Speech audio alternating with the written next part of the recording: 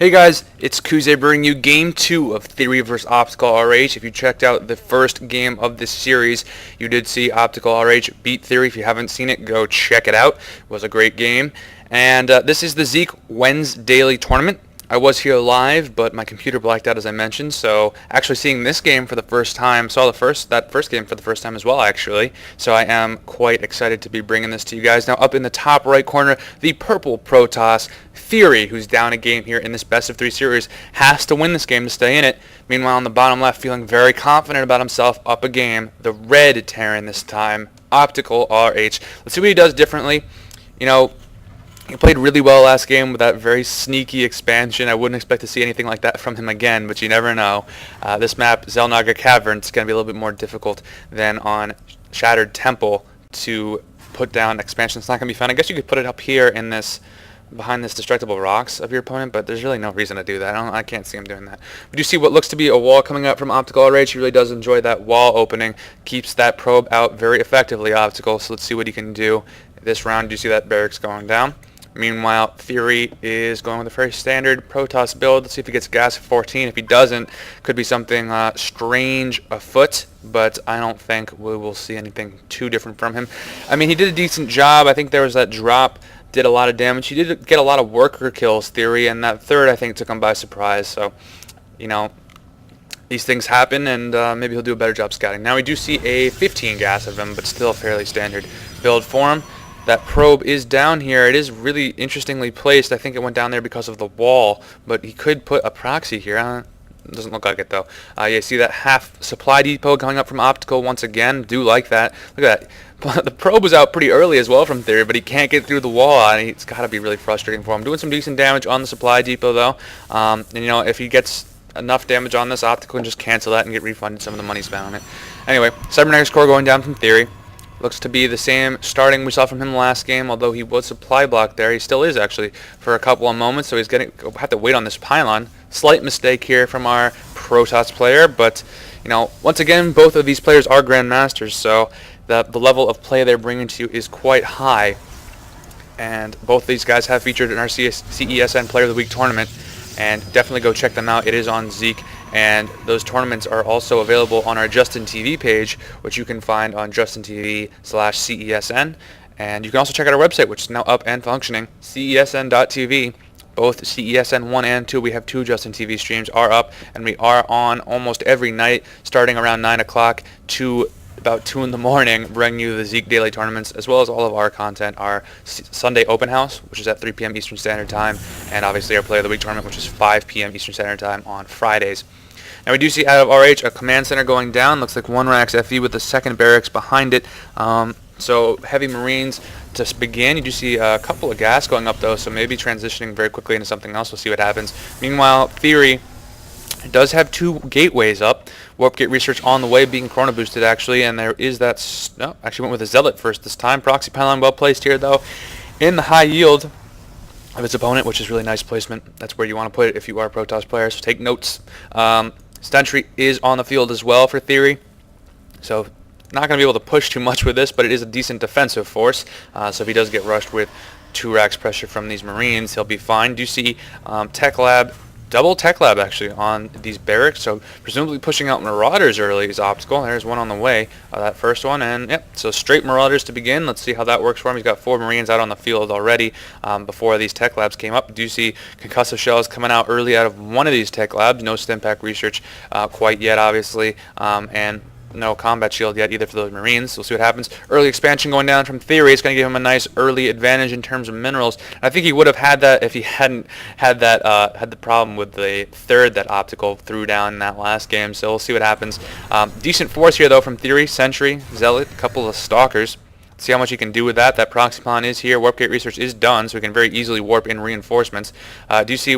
Looks like Optical is trying to expand. These concussive shells aren't quite done. When they do finish, they're going to be really effective. Decent micro from Theory. Couldn't quite get that Stalker away, though. Getting one of those Marauders down. Pushing in is Theory, though. Doing a really good job microing down those high-value army targets.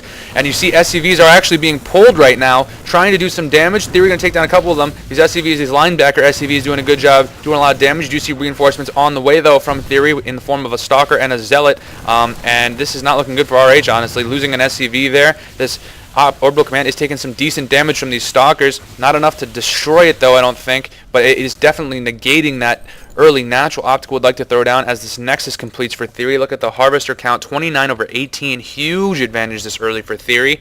He does have a robotics facility on the way as well. Working off a 2-gate robo at this point, it looks like, but this pressure is just absolutely deadly for him, even with just 2 gates. Do you see Optical getting a ton of Marines up really quickly? Concussive shells are done now, so Theory might, yeah, he's going to retreat there because he, oh, no, he's not. Very bold play here from Theory.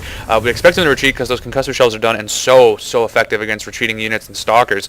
You see he's trying to get a little bit of scouting here. Almost, yep, he's going to, very close to losing a Stalker there for his troubles. This proxy pawn is still here though. Can warp in some reinforcements for this force, and once again, the longer that Theory stays down here, the longer he's going to deny the expansion out of Optical, and that's what he wants, I think. You look at the Harvester count, 37 over 22. 39 over 23 to over 24, excuse me. So it's like a 15 lead, and that is just absolutely huge for Theory as that robotics bay goes down. Don't see any starports coming out of RH yet, so if you can get these Colossus on the field once this robotics bay is done, Chrono Boost them in there, it's going to be huge for Theory. You know, if there's no Viking support for these very heavy bio units from RH, Colossus are just going to absolutely tear through them, particularly with a lot of tier 1 units in front of them. Now, let's take a look at what Theory does. He is retreating here. Keep in mind this proxy pylon still is down though, and he has both of these Xel'Nagas controlled. That's going to give him really good vision. Nice placement of these pylons back here. This is a mistake we don't really see from too many of the lower level players. This sort of back around this, behind this third, is a really easy place to attack from. If you have this sort of these double chokes really well defended, it's very easy just to go around back, and in most cases you won't see any sort of buildings or anything here to give you any sort of early knowledge. This is sort of a wall as well, which is nice, so it's going to allow Theory a little bit of time to get back into position if he's trying to push or something. If RH does go around behind there, it's really well done, and something I would definitely recommend to any race player. Throw like a spine crawler down there if you have the creep spread, or an engineering bay we see from Terran every once in a while. Definitely worth doing. Now we do see a very bold probe. I'm not sure if this is going for a proxy pylon or what it's doing. There it is, proxy pylon, another proxy pylon from Theory. He's done a very good job with these actually. One in the high yield, one now over here. And you know, if we warp stuff in, he can use that path that I just mentioned. Optical doesn't have anything back here, so that comes into play. I'll be very impressed. Do you see a factory being used for a scout here from RH? Obviously it was just to get up those starports, which are now up and functional. And I do see a couple of medevacs coming out. No Vikings though, which is important for Theory. He doesn't have really scouting on this, although there is a Stalker down here. He's going to see that, but otherwise Optical hasn't seen much out of the factory. But yeah, Theory hasn't really scouted too much of this. You take a look at his vision. And his base is under attack. But yeah, he doesn't know that the starports are up yet, and that's pretty important. As we do see a pretty big push here from Optical. Let's see what he can get here. I mean, the Colossus is down. There is an Immortal as well, although there are no sieges, which are that's the hard counter to sieges. Really nice force fields though, keeping those Marines at bay. Extended Thermal Lance not quite finished. It's going to finish during this battle. You do see a couple of Vikings very quickly coming out of RH as soon as he sees those Colossus. Colossus has very low health, got 2 kills though, well done. Alright, just to find a way in, and I'm not sure if this is the right way to go about doing it. Look how many kills this Colossus is getting, just sitting back here. Now that Extended Thermal Lance is done behind his tier 1 units, just tearing through this bio ball of Opticals. The reinforcements that he brought in getting destroyed. Second Colossus in here now, decently. Micro there from Theory getting in behind the force that Optical was pushing with. This seems to have been stopped. Optical in retreat. He does have 2 Vikings here to supplement his attack a little bit, but it's going to be very difficult for him to destroy anything with just 2 Vikings, particularly when there's so many more units out from Theory. You do see a couple more gateways coming down from him, a Twilight Council presumably for Blink Stalkers, or I mean I would think charge lots actually. Do you see taking a couple pot shots at his assimilator there, it looked like? I'm not sure. Anyway, he looks to be pushing here, and this could be really problematic for Optical RH. Doesn't see this proxy pylon. There's another proxy pylon down in the third, actually, from Theory, which is really well done. Do you see here comes the push from Theory. Optical trying to figure out whether or not he wants to engage, deciding not to. A couple Zealots coming out of that proxy pylon. He wanted to destroy these rocks, Optical. It's not going to happen for him. Theory putting on some really good pressure. Let's see if he can keep this up.